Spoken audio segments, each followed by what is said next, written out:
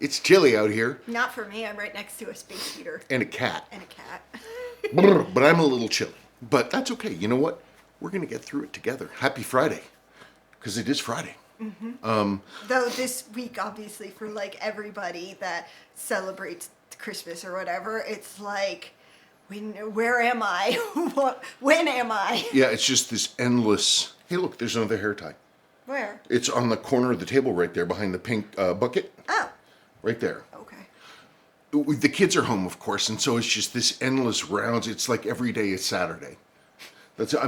Sadie's got people, and they're all playing D&D now. Mm-hmm. Anyway, it's Friday. Mm-hmm. What else? We've had a major ammonite breakthrough. Which one? Every rock is an ammonite? Yeah, well, everybody knows that. Every school child knows that every piece of river rock here is ammonite phantoms. Every single one, all of them. But every school child already knows that, so we don't need to discuss it. But think about gravel, right? Literally just like gravel. It's just, the gray rocks, and you have them, clickety-clickety. It's just gravel. Nobody thinks about it. Man, I got a rock tumbler for Christmas, and it's a long process, but we did the first process, and they're like jewels. They're all these crazy conglomerates of minerals and lines and breaks that are also have the ammonite phantoms in them. It's just, we're finding some crazy stuff. Sorry, I was going to do something on my phone quickly, but I can't remember what it was. Well, do you have any ability to rattle off any of the minerals? Picasso stone. Zebra stone. Every kind of agate. Is it agate or agate? Or no, whatever? Agate or whatever. I don't know. And, everything's quartz. Yeah, lots of quartz. Lots and lots and lots of quartz, but there's also, citrine. Yeah, citrines. Well, you can't really. These are some of the little pieces that we pulled out. Because when you do a rock polisher, it's a long process. But the first one is 3 days at kind of a faster speed. And things kind of come out basically rounded and more or less smooth. And this was just like the dross in the bottom of the bucket after I pulled out the other rocks. And they're just beautiful, beautiful. Most of them we put in with the next cycle, which is polishing. I remembered what I was doing, so you keep talking. But anyway, it's amazing. You literally just pieces of gray gravel. Nobody looks at them ever. We're finding stuff that's, to my eyes, exquisite. Like really, really beautiful stuff. And it's all just sitting there. I'm still doing a thing. She's still doing a thing. I had to look up a conversion. I swear it's relevant. Well, if you stretch it enough, darn near anything's relevant. Right. Okay. You can make it's like 6 degrees of Kevin Bacon, but with facts. So you can just, work around the story and jump from bit to bit, and it might take a while, but you'll eventually get to your point. Oh, well, people will appreciate this conversion if they're American. Sorry, you might want to, Is this like 73 Schrute bucks versus Stanley nickels? Okay, hang on. So we're going to try a new way to do wrist check. Because we don't want to go inside right now. Yeah, it's true. Oh, we're doing it before we even start the video. It's true. We haven't even started. So, honey, show off. Okay. Well, I saw he had this watch on, and I was like, oh my God, I need this watch. Holy crap, where's your thingy? There it is. It looks like X-Files alien, and I don't know, I just think it's super cool. Yeah, it's actually, I'm astonished how much I like this thing. It's an Alba JDM, but it says part of it is base metal. I'm not sure what is base metal, but the bracelet is beautifully made. It's got this gorgeous classic era Seiko style case finishing. The case finishing is amazing. It's really super nice. Hooded lug design, true bullhead, asymmetric bullhead. Remind me to not be a QVC hand model. Yeah, but look at that asymmetric case in this domed crystal. I have to tell you, it's a fantastic watch. I'm wearing two watches. First is the Hong Kong Sua. I like watches that have their own unique stories. I don't like things that are stock 100%. I like stealth mods. So this is the Hong Kong Sua. It is one that had, it's a 1977 interior with the classic 77 white hand loom, tan dial loom, which I also call the 6159 combo, because that is most assuredly where this 76, 77 tan white combo came from. Because that all those grandfather tunas, those 6159 7010s, they all have this exact combination of dial and hand color without exception. And then when those watches stopped being made, all of a sudden 6309 dials stopped looking like this. So that's my headcanon there on that one. But the case was a service replacement case. Like, it was a complete service replacement case. The case back still has, because I have the case back away separately, still has the blue protective thing on it and a sticker that says Japanese parts assembled in Hong Kong. So I don't know, but it's a beautiful watch. And this one, I hot rodded the movement, but it is the original movement. Okay, and I'm also wearing my newest 6105. 6105, darn it. 6105 8009 resist. It's the second rarest of the 6105 slim cases. This one has the fisheye pip. They're mostly flat surface pips, but every now and then you see them where they've got this fisheye where they just had a simple round punch, boom, punch it out, and doing that compresses it and makes it into kind of a bubble, and they put that, that thing into the loom pip and then filled it with loom. That's how they did that. This watch has a service handset. This is not complete, that service handset. I didn't really like it. So I dug into my stuff and I found a couple good hands, original hands to match the loom on the original service sweep hand there from a 6309. And I'm real happy with how it looks. These are just such elegant watches. They're so beautiful. They're clean, the simplicity of them, the comfort, the proportions, the coin edge bezel. Yeah, and also with the slim case lates, you'll notice that even though at this same time the 6105 big cases, the tops of the markers were frosted, the slim cases always got high polish. Always got high polish markers. And those are there and they're intact. What's also nice about this one, because it's late 1970 February, it has the B movement. So it hacks. Best of all worlds. Okay. Question time. Okay, question time. So it's time for questions. Okay. From Chris Brock. Hey Spencer, I just got an NOS Seiko SSA003 as per your recommendation. I never knew they existed until I saw yours and was smitten. I love that there's still models that surprise me upon discovering them. That's cool about Seiko, the vast number of models. Let's pause here and I'm going to insert a picture of one.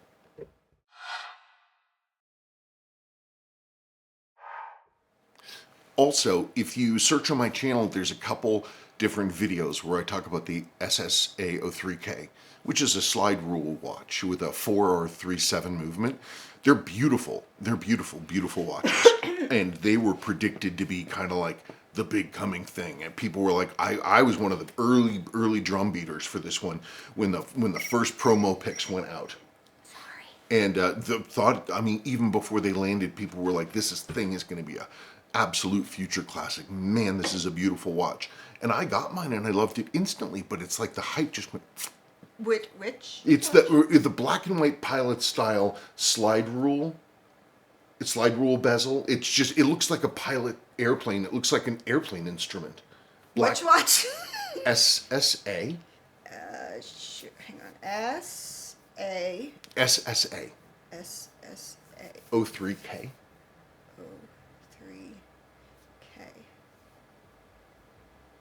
SSA? No, SSA Oh. 03K. Sorry. They're beautiful watches. But like I said, they just kind of went nowhere. Oh, that one. Can I see your phone? Yeah, hang on. I'm just there. Maybe I won't have to insert a picture. There it is, the SSA003K. They're just beautiful watches. They're beautiful watches. I was wearing mine many years ago. I was wearing mine we were at a dinner thing that my parents were having back then. But next to me was somebody I'd known my whole life, and he was a World War II and Korean War veteran. He was on the Normandy beaches, but day plus 12. But then in Korea, he stopped being a forward observer and became a pilot. And so he flew those beavers, I think, or the owls, I don't know, one of those big chunky planes that you see them a lot in Alaska now. And he flew that. But anyway, I was wearing that watch with its, old school throwback, instrument panel look. And he was really like, Mr. Phillips, he looked at it and he thought it was really cool, especially the slide rule. But he complained that it was too small and he couldn't read it. Well, damn. Anyway, they're cool. From James Duffy. Speaking of Bellmatics, I love the date-only models, and I just passed up a nearly NOS black dial Bellmatic 4005-6000 with crispy case lines and its original radial brushing on the top of the case. Unfortunately, it would not have been worn in my collection, so I had to let it go to another collector who will hopefully wear it. Thanks, as always, for the regular content. Keep up the great job. Happy holidays. I've never seen one of those Bellmatics. Really? Yeah, it's a date-only Bellmatic. They're apparently fairly rare. There are some other ones. The rarest Bellmatic is the first gen ones because they had a dolphin case back. Okay. And those are extraordinarily rare, but I've never even seen a date-only. But it's cool. They're beautiful. I wish I think the biggest thing that they trip on is the styling, because there aren't many niches for that now, and most of them are pretty conservative, or they're just over the horizon insane. There's not a whole lot of middle ground. Some of them that are a bracelet watch, they look pretty cool, and bracelet watches are coming back in. Really? Yeah, I mean, more companies have been producing them. Because you see a lot of them where the watch has hooded lugs, like your Alba. Mm-hmm. So instead of open lugs like this, where you can see the two prongs of the lugs coming out, you've got hooded lug right there where the whole case goes over. Okay. Yeah, so that's how that one works. That they're coming back. So I'm bringing it back. Bringing it back. Paul Breeden, new subscriber, looking forward to learning more. Hello, thank you for joining. Y'all remind me of a couple of Maine folks. Well, I'm not going to speak for you. I'm from New York. Yeah, but like quasi-rural New York. Quasi? Flat out rural New York. I actually, my whole family. No, actually, can I? I'm so sorry. I didn't care. Okay, this is how rural it was. So I was waiting for the bus, and the bus is coming down the road and couldn't get to me because there was a cow in the middle of the road, and I'm at my bus stop looking at the bus like, and the bus driver is like honking, and the cow just stood there. And you guys, it's a food desert now. Like, you guys had a Grand Union, and now that's gone. Everybody's going to have to drive to Great Barrington. Yep. Well, anyway, I actually lived in Maine for a while, and my whole family's from, like, the Pacific, the Northeast, New England, north of Boston, up into Maine. There's actually a town in Maine that my family founded, Hallowell, Maine, and I still have a good number of relatives up there. I lived in Maine. I have to say, the Kittery Trading Post, I got some of the greatest deals on amazing World War II, like long guns and firearms. They like military surplus stuff. Every time it got to the point that I couldn't let myself stop at the Kittery Trading Post if I was cruising by, because man, they always had huge amounts of stock. It changed all the time. You had all these old dudes up in the wilderness, who still had their stuff, and man, some of the stuff that I had, or that was available there, it was crazy. But yeah, I lived in Maine. I don't know, it's a nice little place. I wouldn't know. Lots of trees. Okay. A lot of great architecture. Oh, I'm sure. Yeah, but a lot of Maine has that kind of, that Massachusetts factory town feel because the industries have all gone and everything's kind of dilapidated.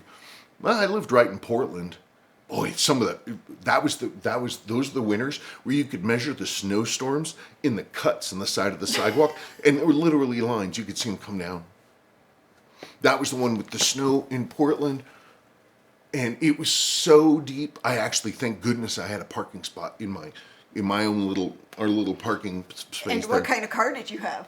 Oh, that was the neon. No, that was the that was the Geo Metro. I'm the one that had the neon. Yeah, you had the neon, but yeah, I had a Metro. Look, man, that Metro drive-in, because I used to go down to Cape Cod and visit a lot, about a 3-hour drive. In that Geo. I don't care what anybody says, man, that thing made it every single time. Sounded like a sewing machine. But that one time I was driving down to the Cape, it was a blizzard. It was like 1.5 meters of snow. Seriously, it was deep. And there was no one on the highway with me. It was just a blinding blizzard. And so I cruised from Maine, going down to the Cape at like 25 or 30 miles an hour. No, but the car... But I got amazing gas mileage. 2, car didn't care at all. Brummety.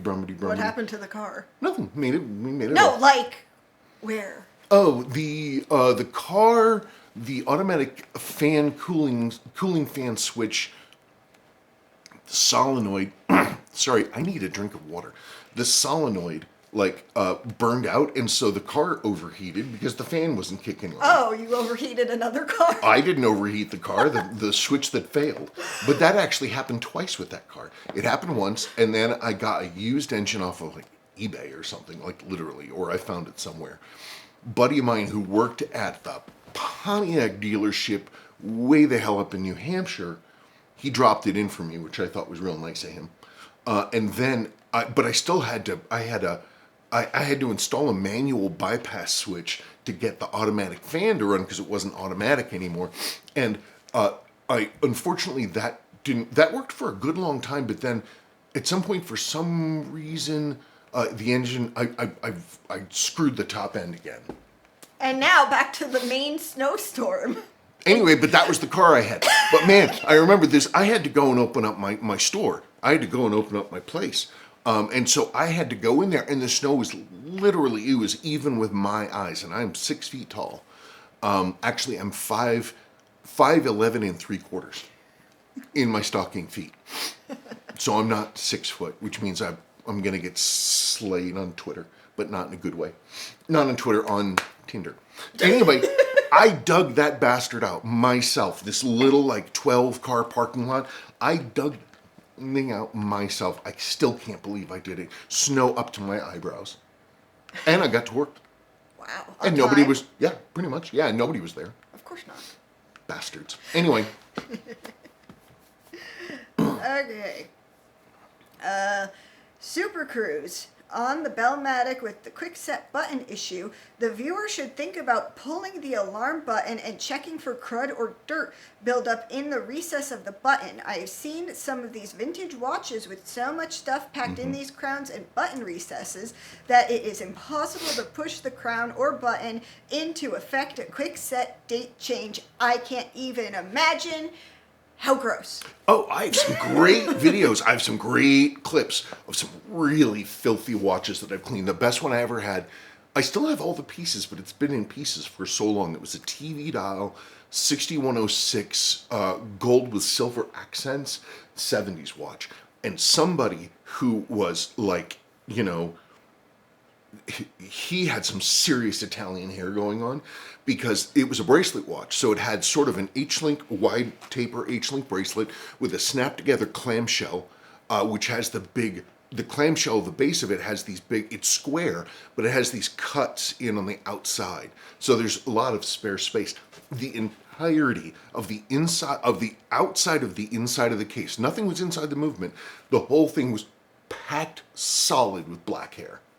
It was amazing. I cleaned. Did you shove it in my face? I did. I cleaned that watch case just to see if I could do it. And it's amazing how long it took me to get that clean. I could put the watch together right now, today. I know where all the parts are. I never did anything with the movement, but the dial and the hands are perfect. The movement's really nice too, because those TV dial clamshell cases are actually really, really good at being watertight. Not a lot of people know that. So you want a good movement, say you need a donor movement, look on eBay for a gold-plated one, because oftentimes they looked ratty much more quickly than a stainless one. But if you look through the scratch dial and hands, and you look through the scratch crystal, and you look at the dial, and you see, that clean white lume, that I guarantee you the movement's going to be pretty awesome. Okay. In conclusion, Kittery Trading Post. Oh, I did get one other place. There was another shop up right close to LL Bean, and I got a beautiful BYF 44 there. Whatever, that got us out of Rhode Island.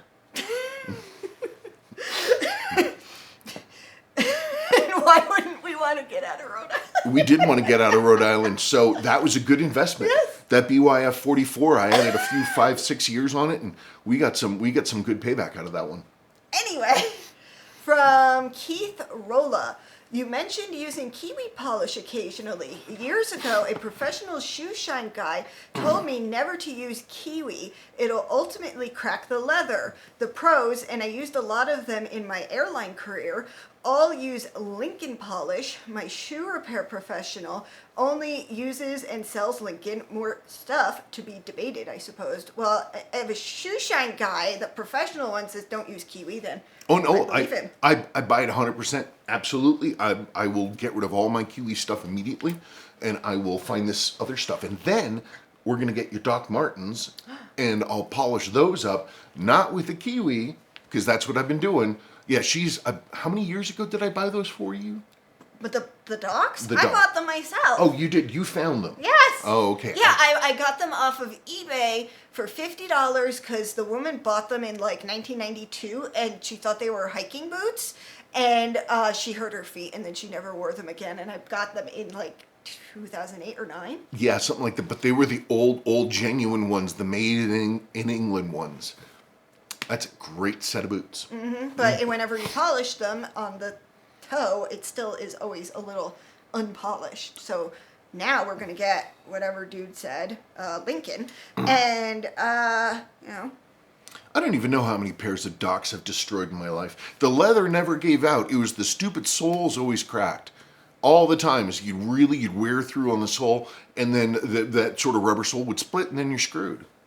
Because they had some weird way of welting stuff where it was like glued as well as sewn. And it sucked because, the leather never went bad, but those shoes died quick. Okay, from Ayo Boothayana. Hi, Spencer. Is there any way to fix a loose diver bezel? The lips is worn out that hold the bezel in place on the watch case. Mary Xmas. Yeah, it's a good question. This is one of the things where Seiko it still does, likes using really tight tolerances and stuff to kind of click themselves together. Oh, come here. I know. Gosh, you're cold. Yes, she could be right in front of a space heater. Oh, you're so cold. She probably wants her house. Oh, she's going to be fine.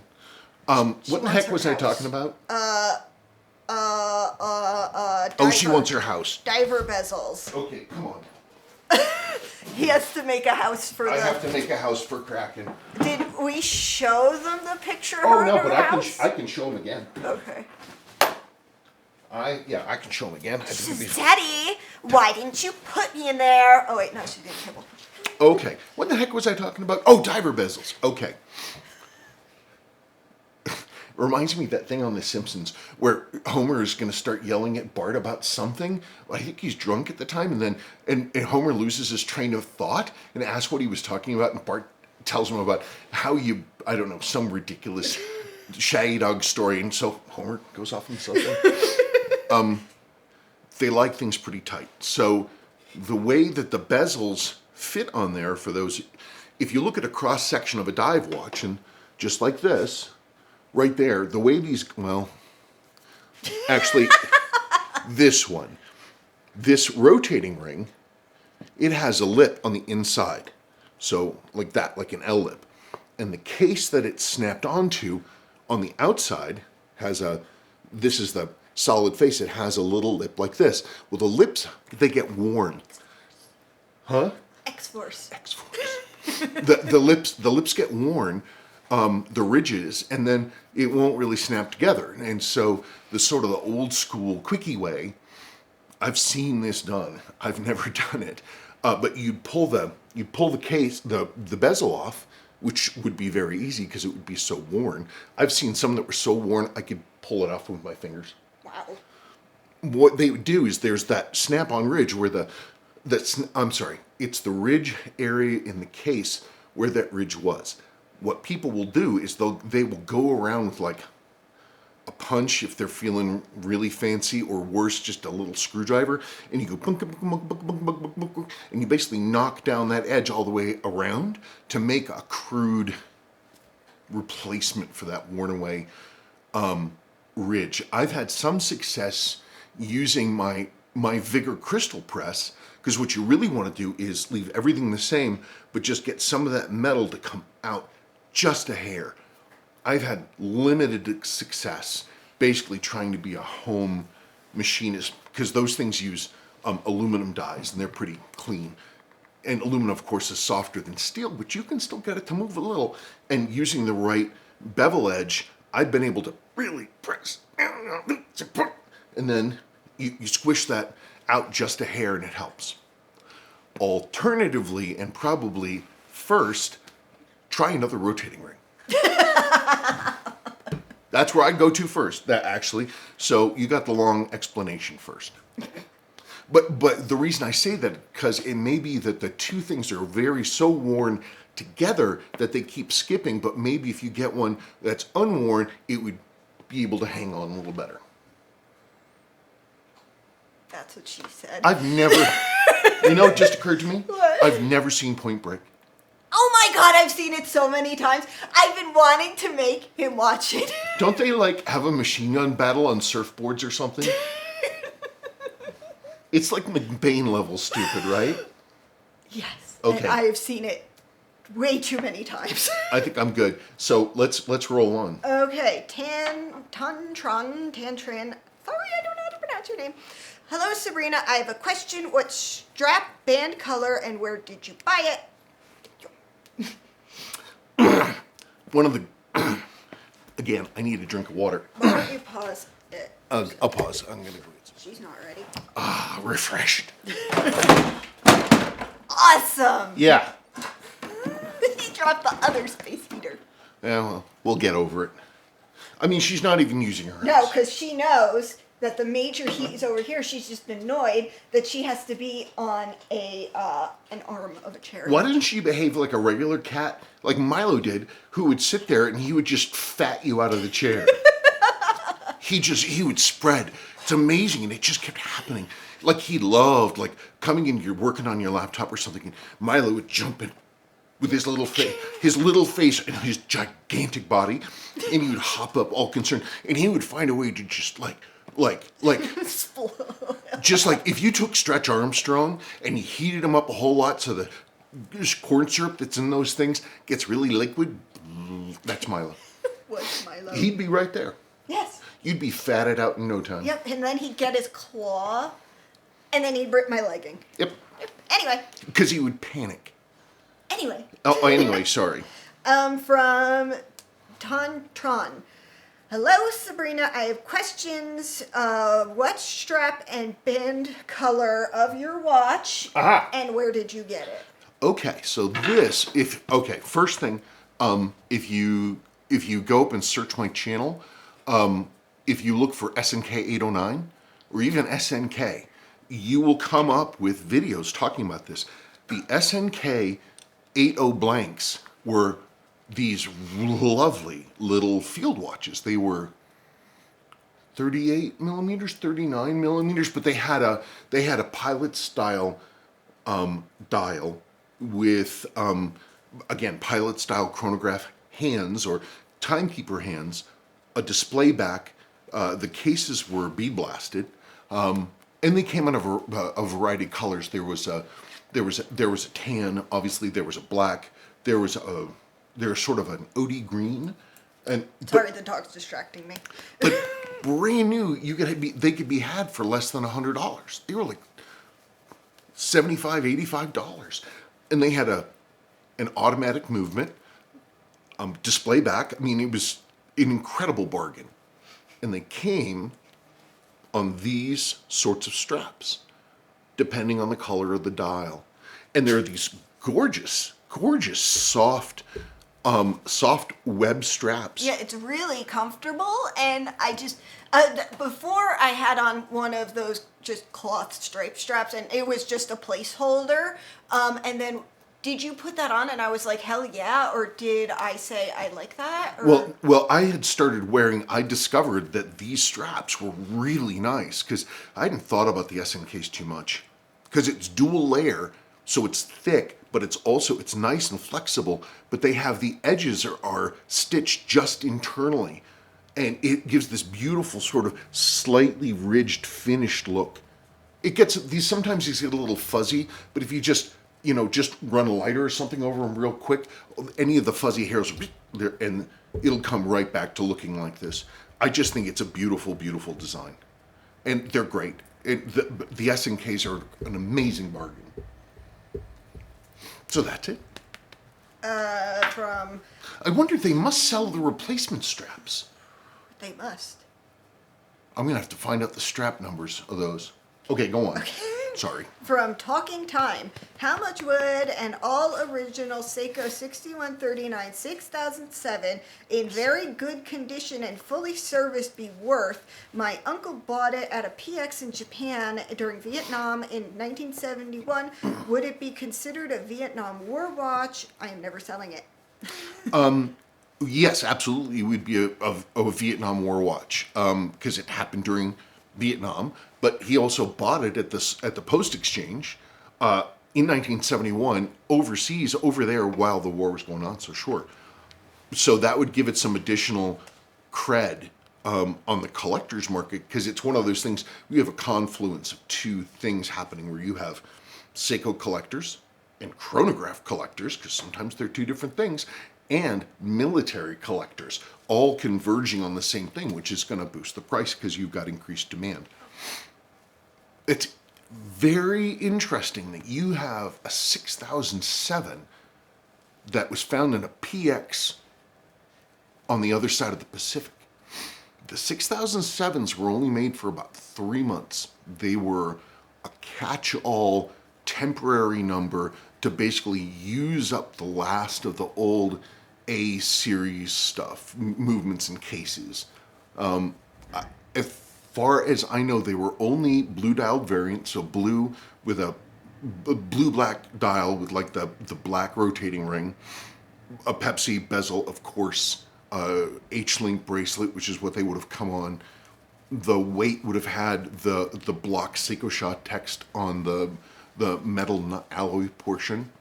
But they were, as far as I understood it, or what people say, they were intended basically for the Mexican market, because that's where they seem to have come from. Now, the one twist, Seiko sold a ton of stuff through the exchange system, tons and tons of the stuff.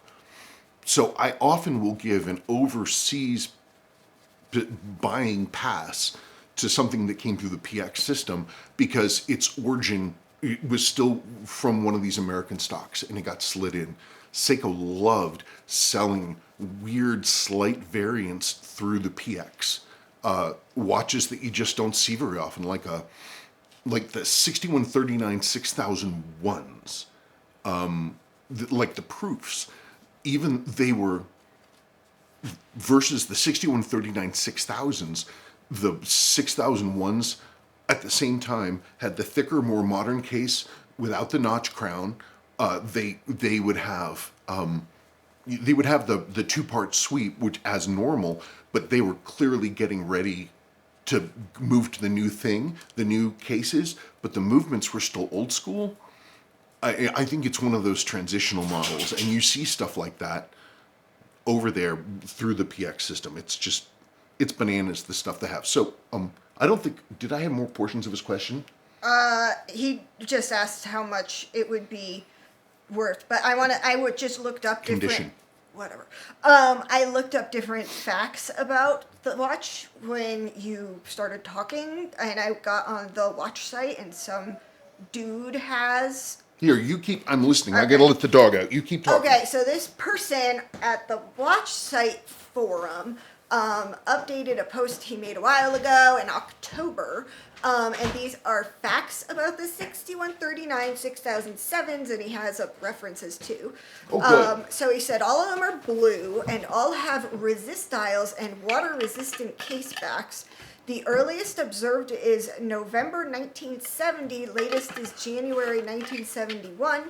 See, I was wrong. They all have English-Spanish day wheel. That I knew. Some have 6139A, but with one-piece chrono hand movement. Some have a 6139B, and not sure about the overlap or proportions of A versus B. Some have a notched case and a 70-meter resist. Others have non-notch and 70-meter resist. They all have 6009T dials, meaning 17J below the center, and only Seiko automatic, no chronograph, i.e. looks like a North American watch. Can I just interject really quick? Yeah, I only have two more. The 6139 6009 was a variant that for a very long time people didn't believe was real. Until one person, me, I found an ad in a magazine from 1970.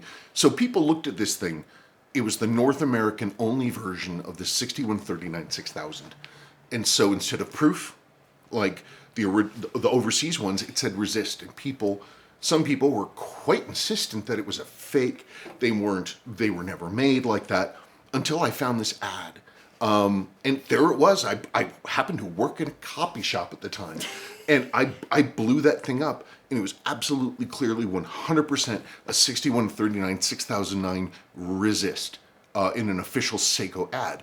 What this gentleman is talking about, 6139 6007 with that same dial, again, they're using up those parts. They're trying to soak up all that old stuff because they didn't want to carry that much. Mm-hmm. So yeah, that's where those things kind of all come together. Anyway, last two. They all have tiny Seiko shot on the rotor, also like the U.S. market watches. They all have either aftermarket bracelet straps or original non-tapered H-link Seiko bracelets. That's it. Okay, wait.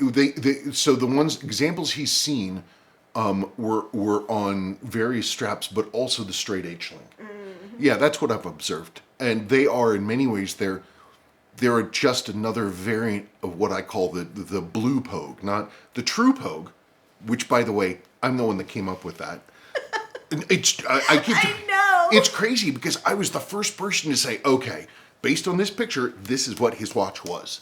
And I've never been contradicted on that, and I was absolutely the first person to say, this is what is a true pogue. This is what it is. I laid it out. I'm proud of that. I know. I'm going to toot my own horn because no one's going to do it for me. That's good. But in the process of tooting my own horn, I lost my point. I don't remember. Well, talking about the 6139 6009. Oh, you named the pogue. Oh yeah, the true pogue, yes. Yes. I understand that. Oh. I don't know. I don't either. Let's just move on. Well, I hope I answered it. Well, no, his question, we know you didn't. How much would an all original Oh yeah. in very good condition and fully serviced be worth? It depends who's selling it, in part. But these days, those blue dialed watches, they're called, people call them now Sévère, after there was a French race car driver who wore one. And they're starting to go for real money. I mean, like, real money. I was amazed. I thought that they were just kind of, not low-priced pieces, but still relatively affordable until somebody months ago What? Oh, nothing. Somebody months ago asked if they could buy one. And I was like, yeah, I've got some in my project stores I've had for 10 years or more. And I went online to research current prices. Go to Watch Recon. Is it Watch Recon? Watch charts? Watch charts. And look at current prices. And it was like, what? So they're worth a lot more than you think. If you go to, which do you prefer? Watch charts. If you go to Watch Charts, plug in your model or related models, and it'll come up with recent auctions and listings, and it'll also show you in a graph sold and unsold and final prices. And I think I don't like to make up values. Yeah. I look at whatever is going on online, and then I base my stuff off of that, off of auctions that have sold. I mean, somebody's asking $25,000 for a watch that's worth 10. That I don't count that. So an actual sale, actual world, that's what I would recommend doing. Don't trust me because my research is out of date. It's true. From Sidewalk Astronomy Netherlands, we were complaining about it being cold. So Honey, you could have just said we were complaining. anyway, 18 Celsius, and in freedom units, that's 64. Here in my living room, cold, cold, cold, can't afford 23, 73 anymore. Prices are way up, wearing sweater and coat indoors. Well, Ukraine has it worse. That is true. That is true. Ukraine has it very, very much worse. Oh, I almost forgot. There's a site, remind me, there's a site where you can buy the same exact, the same exact sweatshirt that Zelensky wears. It's got the trizub right here. He wears one in either green or black, but it's the website it is associated with the Ukrainian government and military for fundraising. So I was gonna talk to you about it because it's an out of spec and out of budget purchase, but I really think one would be neat because I don't have a sweatshirt right now. Yes, you do. Like a sweatshirt? Oh, I have a sweaters. pullover? Yeah, no. Okay, well, anyway, I was just going to say that we keep ours at like 65 and Something like that. Something like that. And we just put on more sweaters because they've been trying to make things more expensive forever. So we just bundle up. I can't imagine being in a house at 73. I would be sweating and dying. No, isn't that like, oh God, that was like when I was up to my grandparents' house in South Dakota in the 80s. Man, they just, this was apparently an old school thing. I don't know, I've heard of the stories of this in my family, is they would just turn the heat to maximum and the house would just be hot. Ugh. And I kind of remember their house being like that. Ew. Okay, now we're on to the video about the Slim Case AC105 8009. There it is. From Lawson Marr, a great... That's a great name. Lawson Marr? Lawson Marr. That's a great name. Rolls off the tongue. He likes names. Lawson Marr. No, it's because it's two unusual names, and they kind of trill along together. They fit nicely. Anyway, go on. Great look again at the evolution of the divers, and I agree with your points on the modern iterations.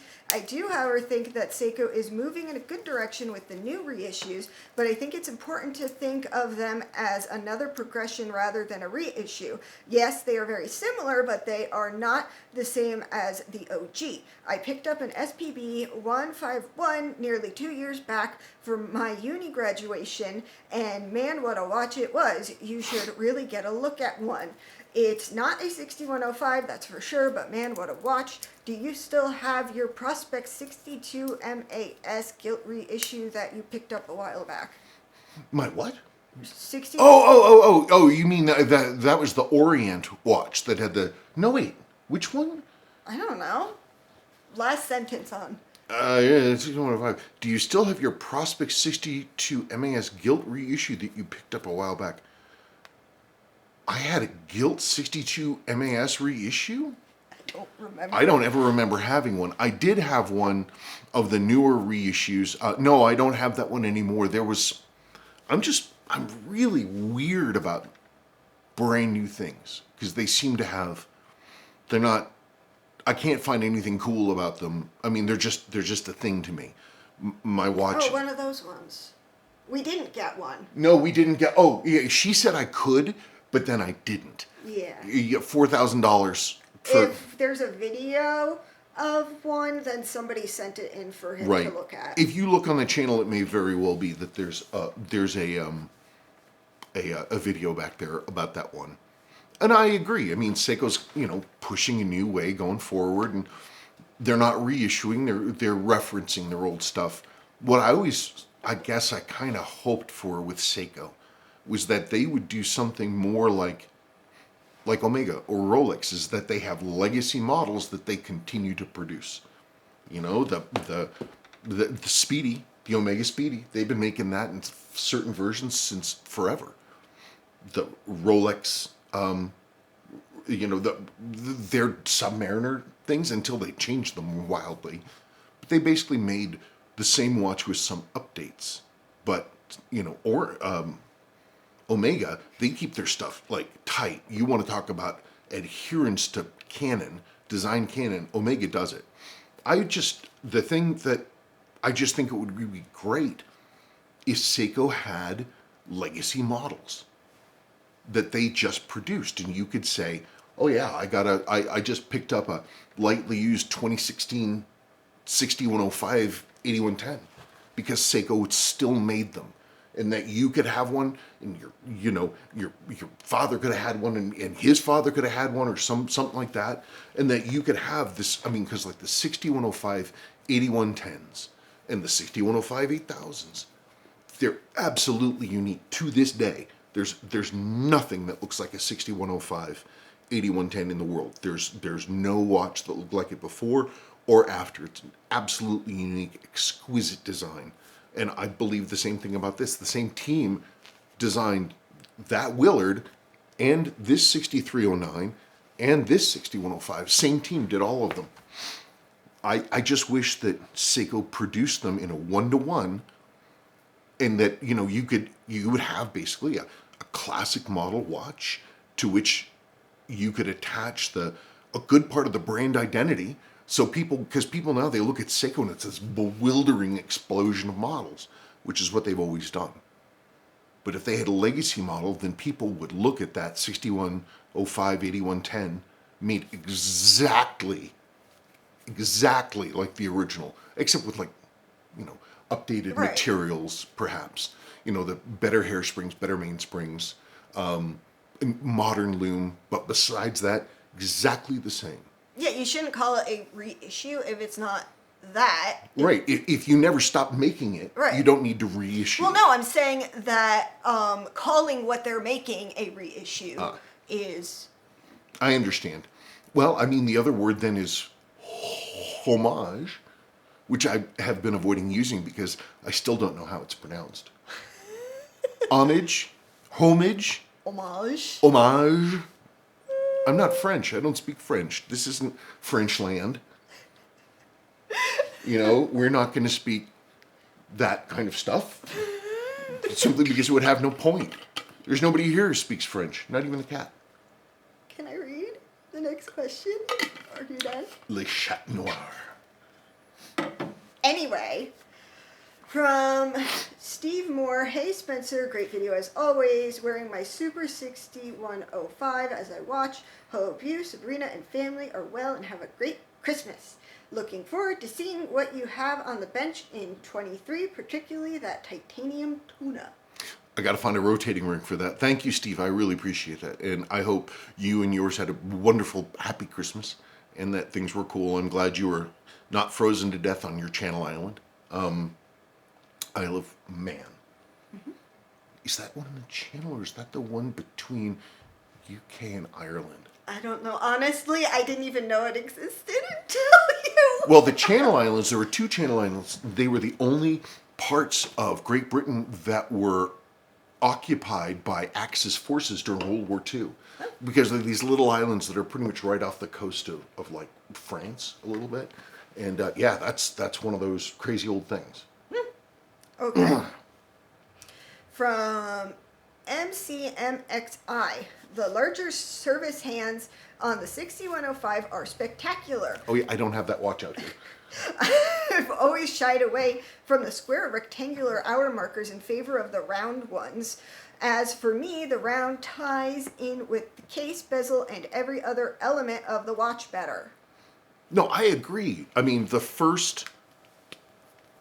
was thinking about this morning, completely unrelated. I don't know, right when I first woke up, and I was thinking about these watches.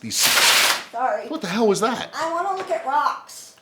These 6309s, it was the first Seiko I ever saw, where I was like, that is cool. Just like you said, circles within circles. Everything, this balanced element. Gorgeous symmetrical cushion case with undercuts for your wrist. It's an exquisite piece. And the round works awesome. I find the square dials, I was in your camp, and in some cases I still am. Like SKX173, I've never been able to kind of get my hands onto it. I've owned a few, but the square markers, because they're flat, don't really work for me. But with a 6105, I think the only problem with the square dials was in the 6105 8110 is those thin hands kind of got lost in that big dial, that big space.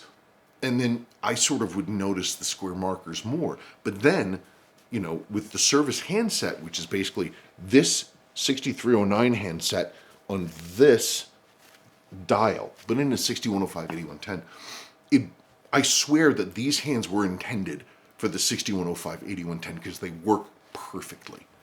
They work perfectly. And so that makes the dial look really great. Sorry about that. I had a phone alarm go off and it shut down the whole production. Oh no. From Watching Brief. Spencer, what about the 7000 series? Were they not the transitional series between the 6309 and the SKX being produced between 88 and 96? I have a 7001, 7002, and the DNA is certainly there. Oh, yeah. I do like the 7000s with the elongated markers at 12 o'clock. Yeah, the only quibble I have with the 7000s, like 7002-7000 AJ09, that kind of stuff, the usual final thing. They're beautiful watches. And in fact, they're more high. They're a higher quality, those 7002 movements, than the 7S movements that came afterwards. They're entirely metal, unlike the 7S, which has a lot of plastic in it. The only real plastic stupidity with the 7002 is the dial ring and the movement ring, where Seiko tried to kind of replicate the previous system, which was all metal with springs and stuff, and they did it with plastic, and it works, but it's kind of crappy. But you can go backwards, and you can use a metal dial ring and then a 6000 series movement ring. Seriously, it drops right in. It works great. I love the 7000 series. The best ones, my problem is with the standard dial printing, which is that Prometheum 3 lume. It's gray. It looks like it looks like the iridescent gray of like moth wings.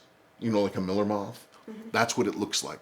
And it was bad lume, and it only lasted a few years. Then it turned gray, and I have yet to find any method that will clean it.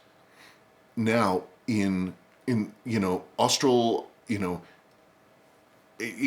in the Aussie Pacific area, though, like Philippines, Southeast Asia, there were a line of 7000 dials that were like, it was like 6309 lume. It was puffy and tan, and you almost, I don't think I've ever seen one that wasn't hideously beaten. And I've got a number of those dials, but they're all just hammered, or just the water damage is just astonishing. But they're pretty cool. The Tan Lume 7002s. And those I wish I knew more about. But yeah, in terms of quality, they're fantastic. And of course, you've got two different kinds of 7002s.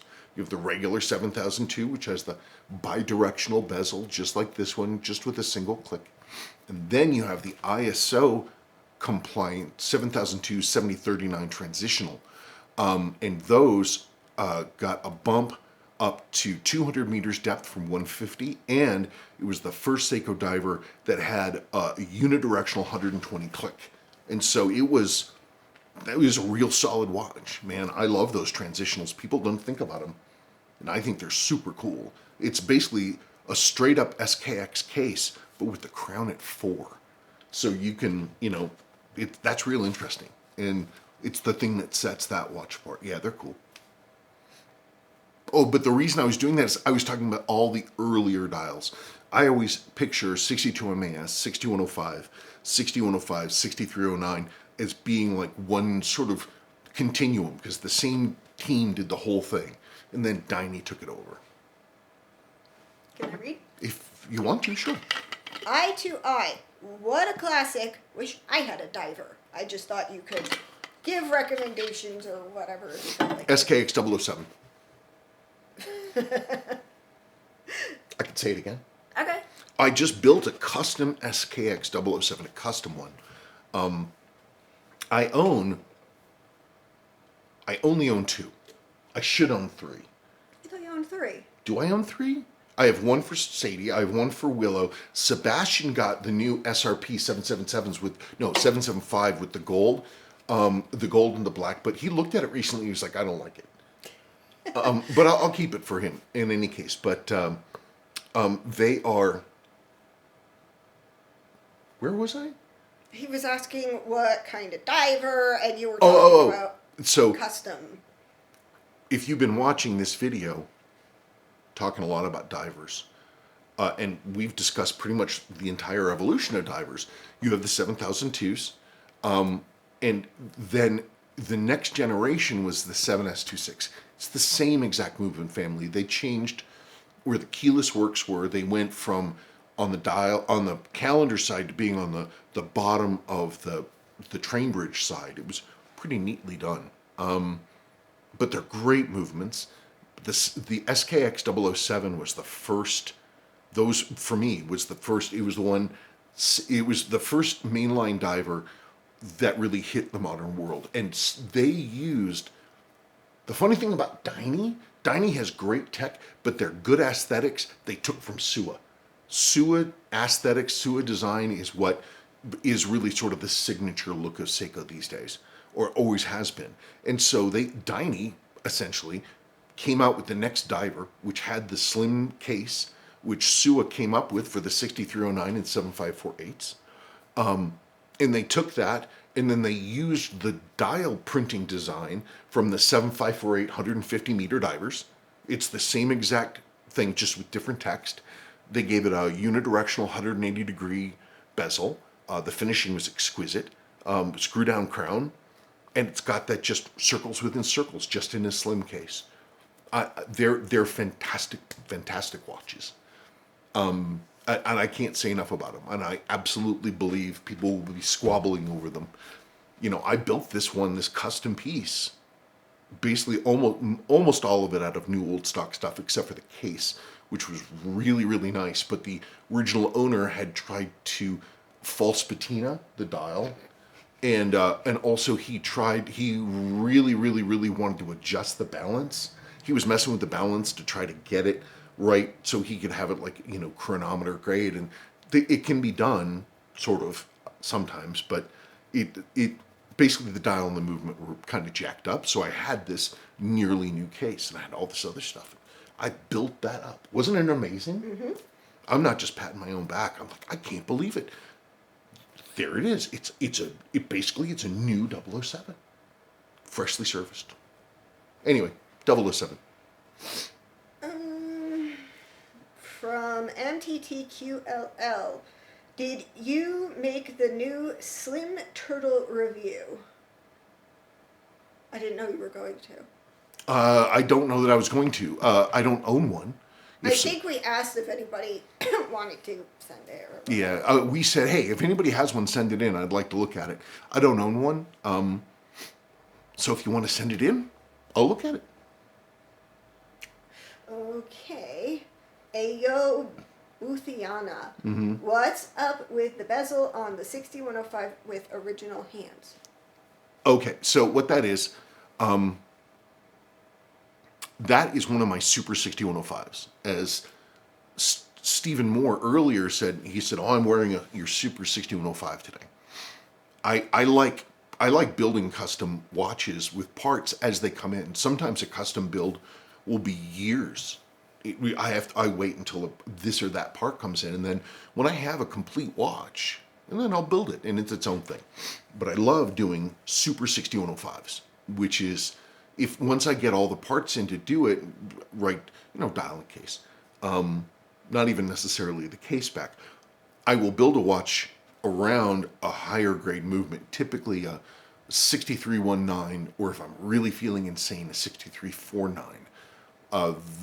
They have a higher jewel count. The only thing is that you have to add the center wheel bridge has to be cut for the hacking lever, and then of course you have to have the hacking lever, which is 6306 only. It'll only fit the 6309s. It's the only one. All the others change back and forth. But when you do that and you add the upper and lower jewels, the mainspring arbor, you come up with a movement that's very robust and extremely accurate. And it hacks and everything, and that's how I do it. That's how I build my Super 6105s. In fact, this movement I upgraded the same way. This was a 6306 movement, and I upgraded it with the jewels, but it already had the hacking lever. And this thing's crazy accurate, like a couple seconds a day. Hi. Hi. What are we doing? Now we're going to talk about the SKX007. Please refer to earlier comments. The only thing is people always complain. I'm sorry. No, People always complain about the stock Jubilee bracelet for the SKX. I don't mind it. I've never minded. It's very comfortable. I literally have never understood what people don't like about it. I think that it's just a meme. A meme about whatever. No. It's received wisdom. People hear other people say, "Oh, the Jubilee bracelet's crap," and they're like, The hive mind bullshit. Yeah. Oops, you can't curse on YouTube, my bad. Is that? I wonder if that word counts as a curse.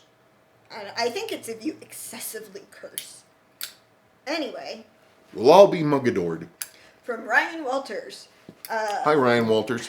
This is a great video, Spencer. I wonder if this is an indication that with the discontinuation of the SKX in 2018, appreciation and valuation for the SKX line is really going to start to rise. Oh, yeah. Maybe more watch collectors are realizing what fantastic watches these are and have always been. Yeah. There's this thing. I mean, things that I've noticed. Things that used to be cheap, but cool, and there were a lot of them, all of a sudden, because people don't value them and they beat them to death, and so not many survive, and people don't collect them because they think that they're common, and then all of a sudden you realize that people are asking $80,000 for an unrestored 69 Mustang Mach 3. Oh God, I thought you were going to say that about a watch! No, but I mean, some of the stuff, there was that kid in Arizona 3 years back, and he found a watch in a thrift store. Mm-hmm. He sold it for $40,000. There was nothing real special about it. It was a nice watch, but What was it? Do you remember? it was like one of the first iterations of one of the earliest post-war dive watches. Beautiful piece. Blancpain, I believe. 50 fathoms or something like that. It was a beautiful watch. So, I mean, but that's the thing. Volkswagen Beetles. I got one for free once. The most I've ever paid for a Volkswagen Beetle was $800. And that was a 73 Super Beetle in orange. But they were cheap, man. The old Volkswagens, like the 50s and 61s, man, you could get them for nothing. And then all of a sudden, and you'd see them on the street. People drove them all the time. And then all of a sudden you realize they just weren't around anymore. And then if you start thinking about them, all of a sudden the prices go through the roof. All these people are looking for them. Nobody took care of them. Everybody got rid of them. And now when people are like, they're thinking about this nostalgic thing, they want it, prices are up. Scooters, Vespa scooters. I was really into Vespa scooters for a long time. I bought my beautiful Cobalt Super 150. It was a 69 or 70, I think. What, my rock? Why can't I look at the rock? In any case, I paid... Oh, it was well under $100. I think $90, I think I paid for that thing. They go for thousands and thousands of dollars now. All this collectible stuff is like that.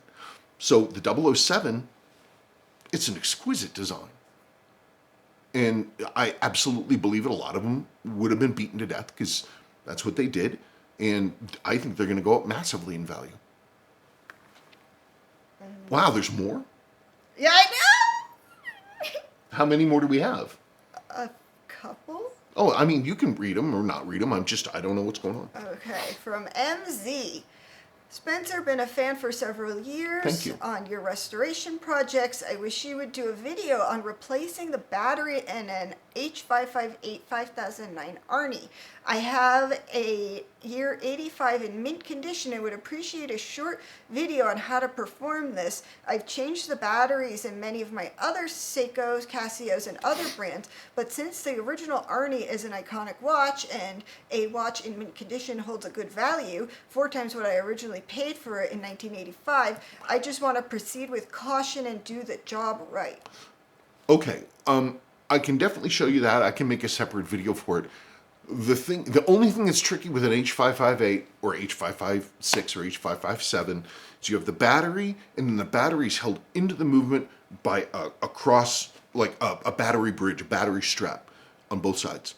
All you need to do is take those 2 screws off very carefully, get a fine screwdriver, get a pair of tweezers, and you hold the bottom of the screwdriver lightly, kind of right above the blade, and then you turn it, and that'll help you stay in place. Undo those, just take those 2 screws out, get the correct size battery. It's got to be the right height and everything. There are different heights. And then get the same exact battery that's in there, assuming it's correct. Put the new battery in, very carefully, slowly, get those 2 screws back in, screw it back down, and if you do it quickly enough, I think its memory remembers. But failing that, then you just reset it and you're good. But I can make a video, but it's not going to be anything more than what I just said. Yeah, but I know that when I'm trying to learn something, seeing... I guess I can put in a segment. Let's just do a quick tutorial on the H55X.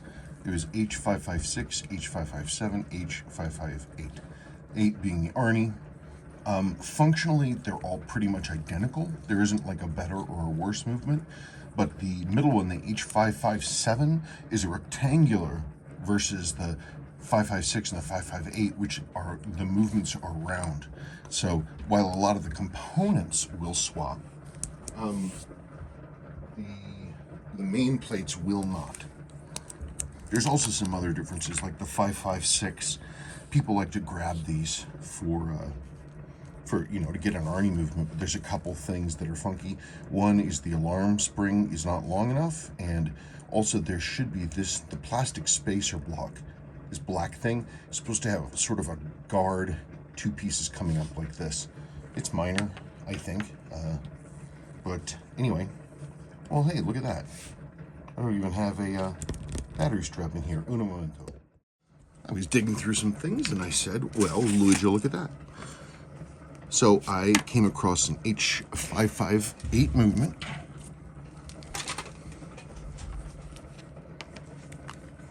And hopefully, as you can see here, I'm sorry, see how this is flush, this surface here. Then you look at this one, and you got these 2 little guards. Also, look at the height of the alarm spring. The other lower ones, the other ones are much lower, much shorter. Other than that, they're identical. So let's change our battery. I have a note that this movement is good, but I do note that the LCD screen is burned. So, okay, what am I dealing with here? Okay, I got it. I'm screw loose. So this process is the same for both. The only difference is the H558 has a bigger battery, and the reason it has a bigger battery is because it was, I think, deemed important that it not be opened that often. Trust me, they say, there was a reason. Okay, so it's the same diddly. Let's move this out of the way. So you got your 2 screws, and you got your handy-dandy little battery strap, just like that. It's inscribed on the top. This one says H558A. I'd be real surprised if this one worked at all. But, you know, what are you going to do? Okay, so here's the thing. You have your battery spring in here. Boingity, boingity, boingity, boingity.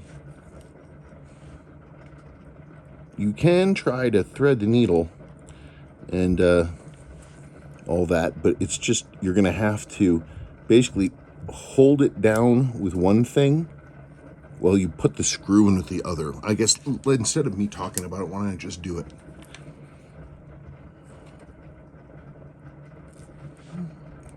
So I'm picking that up at the edge right there. One of the things that takes the most time to get used to is the right amount of hold on a set of tweezers, because you get nervous and you try to hold on a little harder, and the tweezers will spring together and it'll go boink, and you will lose it. So what I do here is I hold the tip of the screwdriver like this. And what it does is you just go as high up as possible when you're turning, and it'll self-center, which is nice. That's a really important thing, so you don't slip and waste a coil or something like that. Which, believe me, has happened once or twice. It has happened. And then you got your other one. The deal with this one is you've got to hold this down a little bit there. And then, sorry if you can't see this. Hey, I couldn't see it either, and I did the thing that you're not supposed to do. And it went kaspoink, see? So let's try that again. I'll stop pretending to be cautious. Let's just do this thing. Because that's the thing, is you're holding it down with the screwdriver, and if you lose it, it turns into a catapult. Okay, launched it. Fair time there. See, you always never not time to work on being more careful. So anyway, that's how you do it. That's how you do it. Oh, yeah, this one doesn't have an AC reset. I'm trying to see if there's any life in it.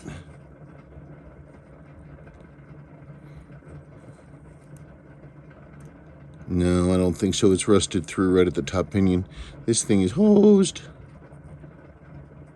Yeah, look at that. All the crystallization onto that condenser diddly. Yeah, this one's wasted. Well, I don't know, actually. Let's see if we can get the...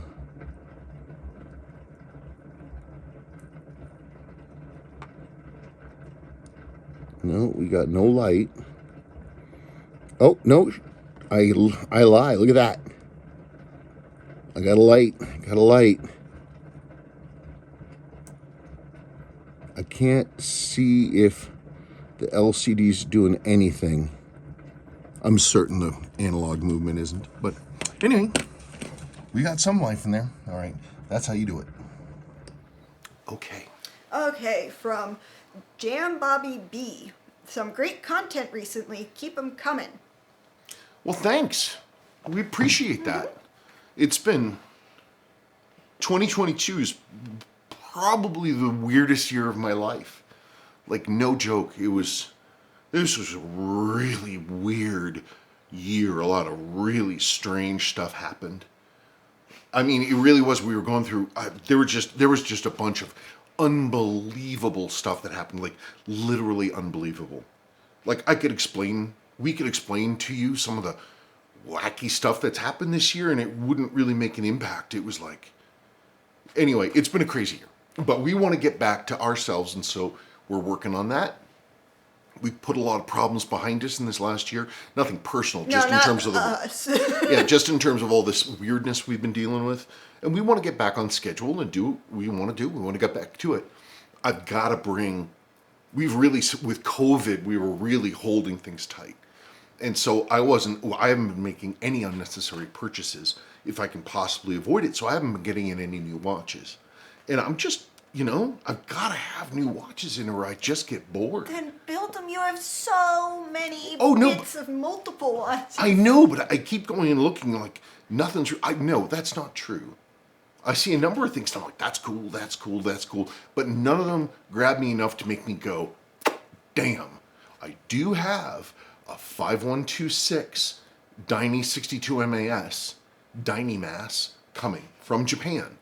And it's a sport diver from this same era, late 60s, early 70s, but it's got the 62 MAS dial, in like the marker shape and all that stuff. I've never seen one personally. One is supposed to be coming, but I can't access that account right now. Oh, right. Willow broke his computer cord. Yep. Okay, and the last thing is I wanted to give a shout out to Duncan Pearman for emailing us, checking in, saying hello, and Yep. not asking for you to work on his watch. No, No, I really do appreciate it, though. It's nice to see, somebody being like, "Hi." Right? Yeah. Yeah. So. No, it's nice. I mean, most of the time people contact us. A lot of people want something from us, and it's usually like, so we get a little wary. Like, okay, where's this gonna go? Not that we're like nervous or anything, but there's no way I can do everybody's job. I just can't, and so that means I have to say no a lot, and that's kind of depressing. But also, a lot of people are really entitled. Really entitled. Like, I asked you 2 years ago. This is the 4th time I've checked in with you or all these. What kind of place are you running? Like, dude, I'm one man. One dude. I cannot do everybody's work. I don't keep lists of who's waiting to get slots in.